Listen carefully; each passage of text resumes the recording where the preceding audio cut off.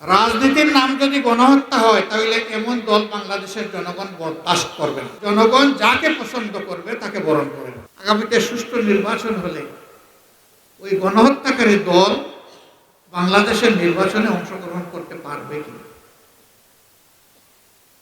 আমরা বলি আগে গণহত্যার বিচারটা হোক,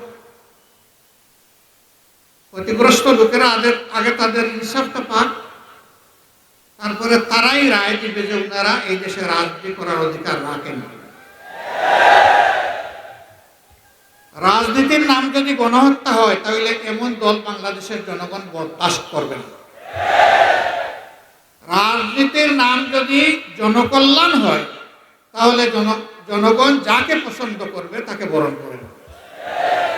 আওয়ামী লীগ প্রমাণ করেছে তারা কোনো রাজনৈতিক দল নয়, বরঞ্চ গণহত্যাকারী একটা সিন্ডিকেট।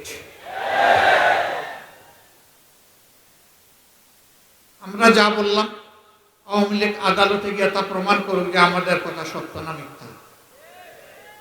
আমরা আওয়ামী লীগকে আহ্বান জানাব, ভাইরা, সবচেয়ে বেশি কষ্ট দেওয়া হয়েছে জামাত ইসলামী। একে একে নেতৃবৃন্দকে ফাঁসি দেওয়া হয়েছে।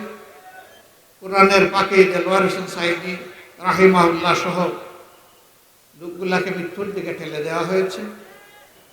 অসংখ্য লোককে গুম করা হয়েছে, পঙ্গু করা হয়েছে, ঘর বাড়ি বিধ্বস্ত করা হয়েছে।